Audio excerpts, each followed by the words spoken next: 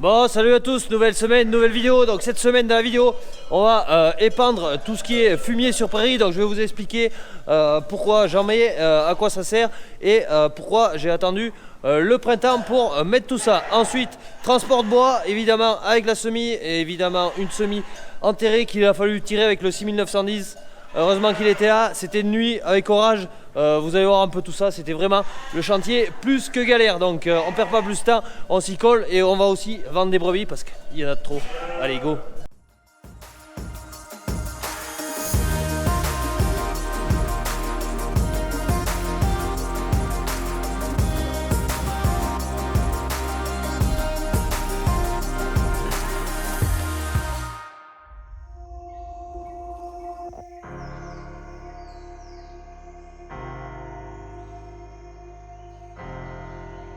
Bon allez, vendredi, début d'après-midi, donc j'ai rattaqué les fumiers ce matin. Bon, cette nuit il n'a pas fait grand eau, du coup on a eu juste 5 mm, donc pas de quoi handicaper les travaux d'épandage ni faire du bien, parce que c'est pas avec 5 mm que ça va suffire. Bon, par contre toujours pareil, des très grosses rafales de vent, donc c'est assez pompant, rien que pour la tête. Le soir on en a la pleine tête, et pour l'épandage de fumier, c'est pas forcément le top.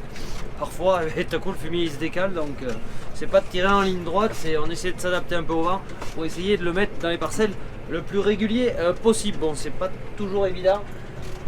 Bon, par moment ça se calme. Si ça se calme assez, je vais vous sortir un peu le drone. Donc là, je suis en train d'épandre du fumier entre guillemets frais. C'est le dernier fumier qui a été sorti de la bergerie. Bon, croyez-moi, quand il est bien chargé et que c'est en côte, émietter tout ça, monter les côtes, le cicère il en peut absolument plus. Mais en attendant, depuis lundi, il fait quand même des conditions météo relativement douces, avec un petit peu d'humidité et un peu d'humidité ambiante. Et tout ça va faire du bien pour essayer de faire fondre le fumier. S'il faisait du temps soleil le jour, gel la nuit, c'est l'idéal pour finir de sécher et de croûter le fumier en surface, et des difficultés pour le faire assimiler ensuite, sachant que la meilleure assimilation de toute façon elle se fait quand la pousse de l'herbe a commencé, que ça se tient à l'ombre. Il y a toujours un microclimat, ça va murmurer. Donc il y a toujours un microclimat d'humidité, et c'est là que le fumier fond le mieux, quand il est comme ça posé sur le sol sans que la végétation ait recouvert tout ça. Pour moi c'est pas là où il s'assimile le mieux. Bref.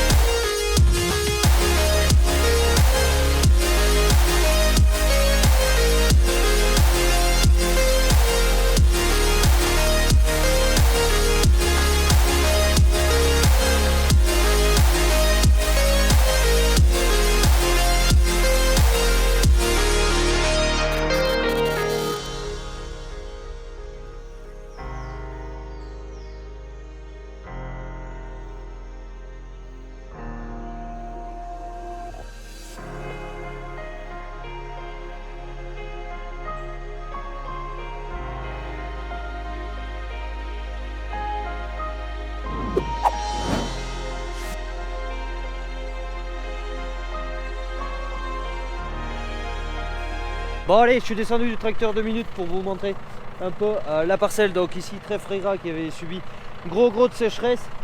Bon, dans le fond, c'est pas là où il manque le plus de pieds. Là où il manque le mieux, c'est où il n'y a pas de terre, ça fait des coins là-haut. C'est vraiment pas chouette. Donc on a notre aigras. Je vous avais parlé à l'automne qui manquait vraiment du trèfle et que je sais pas si repartirait.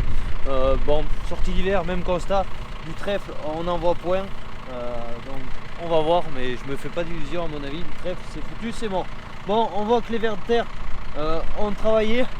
Bon, c'est là, il y en a un peu partout, et on va la lever de belles mauvaises herbes.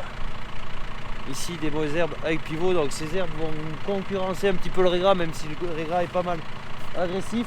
Donc est-ce que je vais y passer la RC Tri pour enlever tous ces mauvaises herbes. Il y a du gaillet aussi qui sort par coin, et bien tout simplement là où il n'y a pas de prairie, et bien la nature a horreur du vide et elle compense forcément par quelque chose. Donc on verra tout ça en temps voulu, quoi qu'il en soit, une fois que le fumier est mis, hop, ça ressemble à ça. Donc le fumier avec de l'azote, du phosphore et de la potasse qui va nourrir le sol tout simplement par les fauches ou les pâtures successives, mais plus les fauches. On exporte des éléments du sol, donc il est bon d'en ramener. Donc fumier pour tout ce qui est fumure de fond. Pour ceux qui suivent bien la chaîne, en plus à l'automne il y avait eu un apport de carbonate de chaux, histoire de s'occuper aussi du pH, d'avoir un bon pH, tout ça pour avoir un sol le mieux équilibré pour qu'il produise au mieux. Mais bon, il ne produira pas au mieux si là-haut il nous aide pas. Allez, je vais finir d'épandre cette parcelle et ensuite je vais descendre un peu plus bas. Le terrain a dégelé, normalement je devrais pas faire un fait d'hiver parce que s'il pleut vraiment après je vais partir en luge et ça va pas le faire. Donc.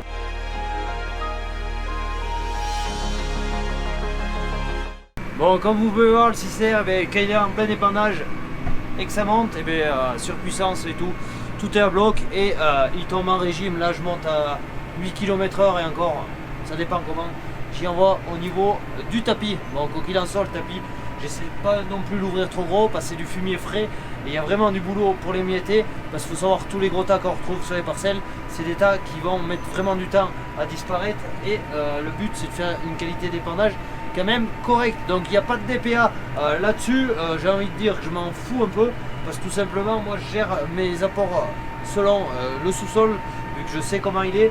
Les endroits plus maigres, j'essaie de charger plus en fumier, tout ça pour rééquilibrer et ramener une homogénéité au niveau de la parcelle. Bon, c'est plus facile à dire qu'à faire. Bon, parcelle terminée, et à l'occasion, quand j'aurai le temps dans une vidéo, il faudra que je vous parle un peu de tout ce qui est ces fameux trèfles régras qui sont vraiment extraordinaires quand on a du climat humide, mais quand on a des années comme 2022 à Savalé, c'est vraiment une cata et ça provoque des deuxièmes petits phénomènes de cata pour l'année d'après. Donc ça c'est un régras qui a été semé en octobre 2021 pour une durée à la base de 3 ans et là il va à peine faire 2 ans. Donc gros manque déjà de productivité la première année. La deuxième, il va y avoir du manque de productivité parce que tout simplement il manque des pieds. Les régras, il n'y a rien à faire. Les années humides c'est vraiment génial, mais les années sèches c'est une catastrophe. Et on ira voir d'autres parcelles vu qu'il y a des dactyles aussi. Allez voir des prairies multi-espèces, donc quand je dis des dactyles, qui eux, malgré la sécheresse, ont compensé. Et aujourd'hui c'est des prairies qui ont de la gueule et qui vont pouvoir produire. Donc bon, sur la ferme j'aime bien faire des deux, mais le régras c'est clair et net que il y a des moments où ça commence à me gonfler parce qu'on est déjà toujours en train de ressemer, de plus très sensible aux aléas climatiques, donc c'est vraiment compliqué.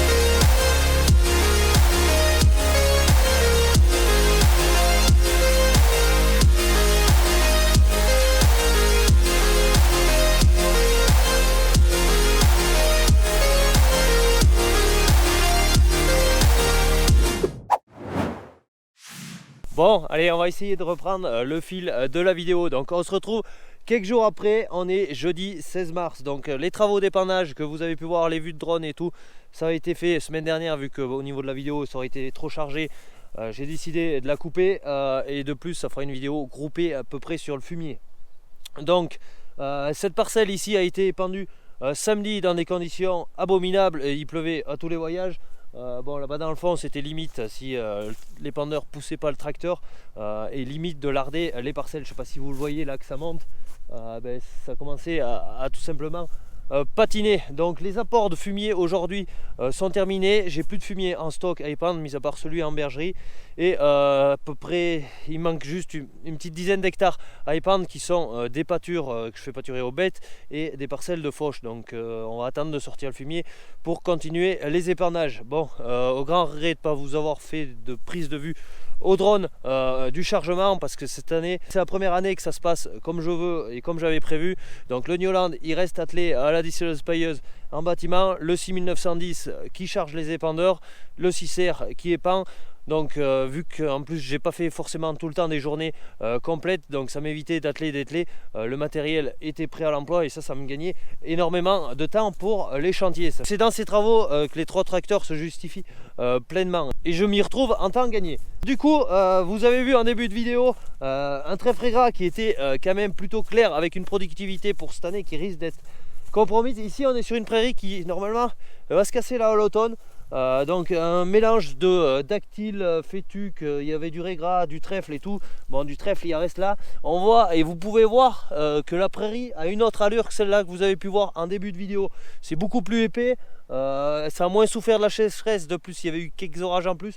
Donc c'est une parcelle qui aujourd'hui, s'il y a un petit peu d'eau au bon moment, eh bien, on pourra faire du rendement. Tandis que dans le trèfle régras, même si ça se garnit, ça ne fera pas le rendement qui ça fait ici. Pour tout ce qui est fumier, c'est à peine 2 épandeurs hectares. Donc il fait 12 mètres cubes je crois pour de la fumure d'entretien, donc sur tout ce qui est les prairies, et ça va plutôt pas mal. Bon, si on se tourne ici, on est sur une prairie que j'avais semée fin août ou septembre 2022, donc parcelle que j'avais fauchée à l'automne, que ça s'était vraiment développé, et qu'au mois de décembre, avant qu'il fasse mauvais, ça aurait mérité de refaucher, chose qui s'est pas faite. Bon, ça sera pas trop catastrophique, mais j'avais peur de ce phénomène là. Vous voyez, avec le côte jour, je sais pas si vous voyez, il y a de l'herbe jaune, et cette herbe jaune, quand il y en a trop, c'était de l'herbe verte à l'automne, elle est plaquée au sol pendant l'hiver et tout, ça respire pas, et ça se pourrit. Donc quand il y a trop de pourriture et que ça fait un trop gros matelas, et bien après c'est les plantes dessous qui crèvent, et ça repart pas au printemps. Bon, là par chance, il a fait de la météo assez correcte, et la prairie sera sauvée. J'avais vraiment peur de ça, qu'il y ait trop de hauteur d'herbe pour passer l'hiver et que ça me foute la galère au niveau de la prairie. Bon, on a eu un peu de chance pour cette fois.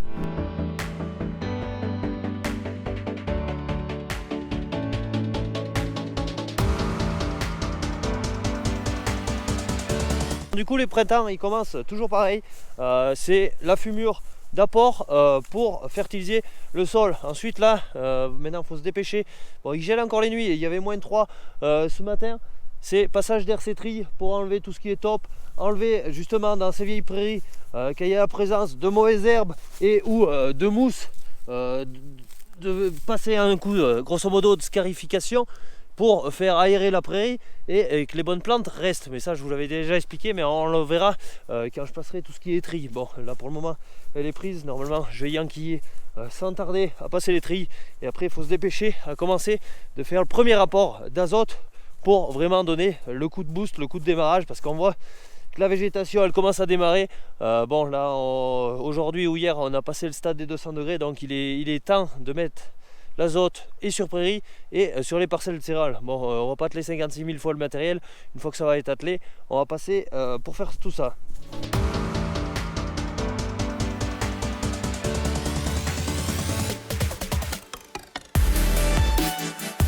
Du coup les travaux d'épandage sont terminés lundi soir, pile poil 10 minutes avant qu'il fasse un orage, de l'orage avec des éclairs et du tonnerre en 12-13 mars. J'avais rarement vu ça. Bon, faut peut-être s'y faire, peut-être c'est le changement climatique. Bref, j'en sais rien. Donc il a pu pleuvoir un peu sur le fumier, c'est pas plus mal. Bon, il faudra encore de l'eau pour faire décomposer tout ça. Donc un peu la neige avant que je commence les épandages, un peu la pluie qu'il a fait pendant les épandages. On a eu 26 mm je crois de mémoire d'eau, donc ces 26 mm d'eau, ils seront vraiment profités au sol et pour permettre aussi de démarrer toute cette végétation. Bon, mais chez nous il faut de l'eau régulièrement parce que chez nous les sols ils retiennent malheureusement très peu l'eau, on est sur du sable plus. Vu qu'il y avait un chantier qui s'est bien passé, il fallait forcément qu'il y en ait un deuxième qui se passe beaucoup moins bien. Donc le deuxième chantier en cours, c'était lundi soir, ils sont venus commencer de récupérer du bois avec une semis et une grue. Ça s'est mal passé, vu qu'on a failli verser la semis pleine de bois et tout. Ça a été une galère sans nom. Je vous mets 2-3 rushs que j'ai pu faire. C'était de nuit, j'ai pas fait d'explication parce qu'il était vraiment tard. Vous avez pu voir tout ça en story Instagram. Je vous mets quelques rushs maintenant.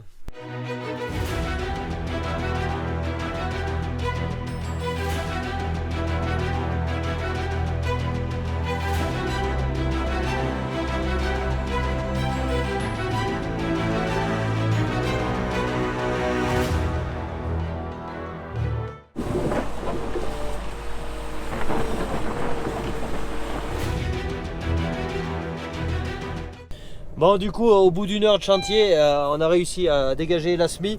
Grand chance d'avoir eu le 6910 pour tirer tout ça, parce que le Newland aurait vraiment pas suffi pour faire tout ça. Donc là, jeudi, il est commencé à venir faire un voyage ce matin où je l'ai tiré en marche arrière, là, à vide ce coup-ci. C'était beaucoup plus simple. Là, il est en train de recharger. On va aller voir tout ça. Je vais vous faire quelques prises de vue du chargement du bois.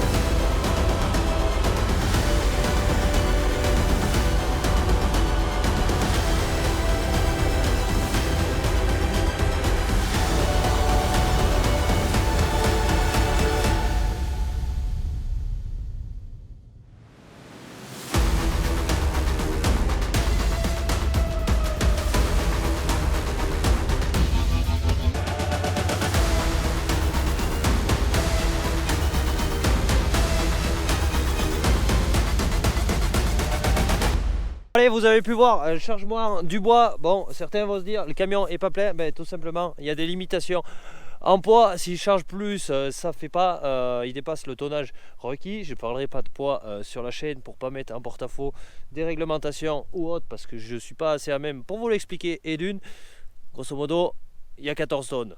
Pour ceux qui se rappellent de l'histoire pour les drainages. Bon, du coup, on arrive au chantier. Comme vous pouvez voir, c'est digne de la forêt, comme quand on débarde du bois et tout. Et bien ça larde un peu. Bon, c'est un chemin, ça se remettra en état quand ça sera sec. Bon, là il y a 3 semis qui sont partis. Il n'y en a pas la moitié qui est partie encore, donc il y a de nombreux voyages à faire. Il est annoncé de l'eau pour mardi, donc Loïc, le chauffeur de la SMI, va essayer d'en ramasser le maximum avant mardi, en fonction de son emploi du temps. Donc le bois, mine de rien, il est ouvert parce que ça fait, allez, avec le mauvais temps et tout, ça va faire un mois qu'il est coupé. Bon, il était à l'ombre et tout. Des billons, ça pèse un poids mort. Donc il y a de tout, il y a du billon à peu près potable, il y a du petit billon, il y a du vraiment tout petit, Et tout ça, je vous l'avais dit, ça va partir à Tarascon pour faire tout ce qui est papier. Donc là-bas, je sais de mémoire qu'il y a une grosse usine. Quand j'étais jeune, j'y étais passé à côté. Ils triturent du bois là-bas sur Tarascon. C'est assez impressionnant. Bon, et pour faire une vidéo géniale, il aurait fallu aller visiter tout ça, comment on fabrique le papier et tout. Avec mon bois, ça pourrait être des fois des fins de finalité de chantier qui pourraient être assez intéressantes. Donc là, comme vous avez pu voir, ce matin, je l'ai tiré. Là, il a réussi à reculer jusque par là pour que je se dépanne en début d'après-midi. Il va revenir ce soir. Je vais le tirer là-bas direction le fond. Simplement, au premier voyage, il est venu de nuit et il connaissait pas. Du coup, il est venu en marche avant et ensuite, il fallait reculer. Bon, quand il a reculé, ça s'est plutôt mal passé. La remorque est partie un peu là. Ensuite, le tracteur est parti là. C'était en biais. La SMI qui commençait là-bas derrière à se récupérer sur le chemin. Le tracteur qui s'enfonçait là. Ça commençait à déséquilibrer l'ensemble. Donc, c'est là, sous l'orage, qu'on a bricolé. À essayer de le sortir, non sans mal, mais bon, on y est arrivé. Le 6910, une fois qu'on le met sur du chemin comme ça, avec une tonne de masse à l'arrière, le chargeur à l'avant et tout, des pneus neufs, croyez-moi, il en ferait venir plus d'un comme ça. Bon, allez, moi je vais retourner en bergerie où j'ai des travaux, mais je vais vous expliquer aussi tout ce que j'ai fait en bergerie.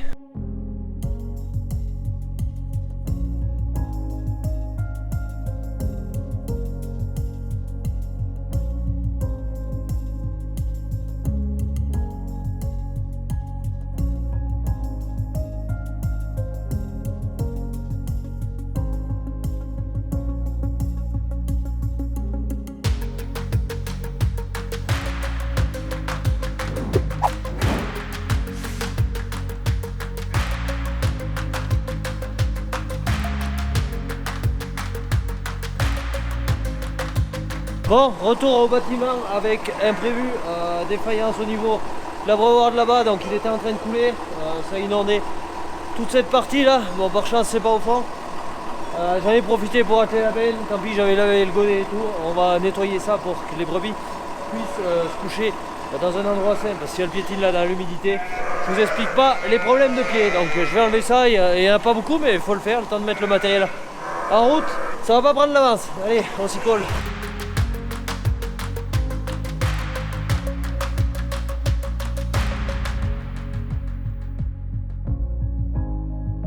Bon, curage fait, je vais y laisser prendre le soleil une paire d'heures histoire qu'il y ait un peu d'humidité qui s'en aille, mais ça y aura fait grand bien de curer.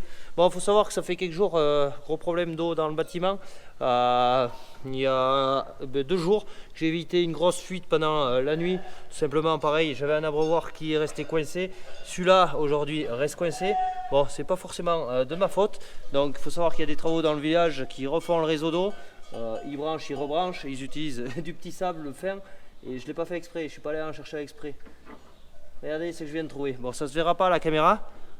Je ne sais pas si ça se voit. Hop, c'est un tout petit bout de gravillon qui est venu se coincer ici à l'intérieur de la pipette. Du fait, ça faisait absolument que pisser. Donc je crois que pendant quelques jours, il va falloir que je sois vigilant encore, qu'il n'y ait pas d'abreuvoir de ce type à pipette ou des niveaux constants qui merdouillent, parce que ça va m'inonder le bâtiment. Et c'est vraiment très chiant parce que j'avais pas prévu de faire ça cet après-midi en fait. Bon, faut savoir que déjà un vendredi soir, je m'étais retrouvé sans eau au bâtiment. Ils ont mis des raccords, ils ont pas contrôlé si ça coulait dans le bâtiment et ça coulait pas. Du coup, les bêtes étaient sans eau. C'est usant, je vous garantis que le métier. Faut avoir les yeux partout et surveiller tout pour essayer que ça se passe pour le mieux. Et regardez, quand on ne fait pas trop gaffe, et bien, les conneries arrivent. Donc, quoi qu'il en soit.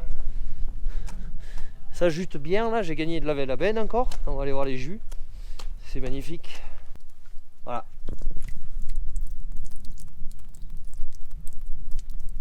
Donc allez, on va aller vider cette benne. Du coup, il y aura un petit peu de fumier en stock.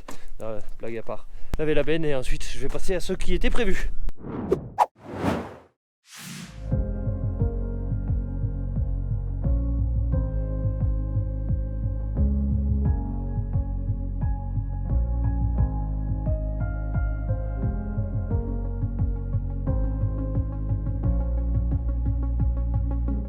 Bon allez, on se reprend vendredi matin. Donc hier soir j'ai trié quelques réformes. Donc j'avais vendu toutes les réformes impro suite aux échographies. Et là vu que les cours sont corrects au niveau des brebis, je vais en profiter pour vendre des brebis qui avaient l'agneau, qui ont agneau le novembre-décembre. Bon c'est pas forcément toujours les plus laitières parce qu'il y en a quelques-unes qui font vraiment leur poids, donc c'est bien que la lactation les a pas trop forcés pour ces dernières. Donc là j'ai un petit lot, j'en ai 9, il m'en reste encore beaucoup. Bon, je préfère les vendre en plusieurs fois, ça m'évite de prendre la bétaillère de la Cuma. Donc là je vais aller descendre tout ça avec le Kangoo et la remorque, et on va essayer de vendre tout ça au cadran. Donc vente au cadran, c'est ni plus ni moins que ça ressemble à une vente aux enchères, et les acheteurs les enchérissent ou pas. Allez, on va charger tout ça, un peu de farine, les chiens, et ça devrait plutôt pas de mal se passer, sauf que la remorque va être bien pleine.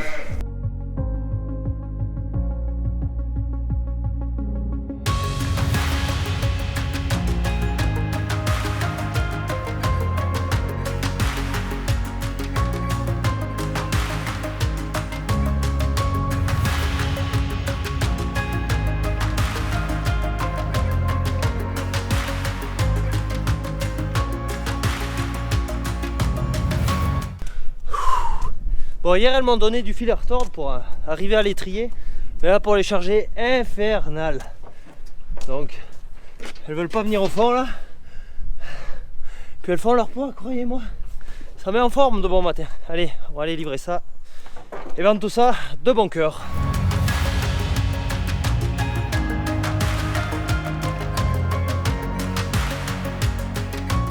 Bon allez, voilà, retour du marché où il s'est passé une bricole de temps. Donc les brebis, je vous ai affiché le poids juste avant, c'était des brebis de 82 kg et des bananes, donc des brebis qui étaient quand même assez lourdes.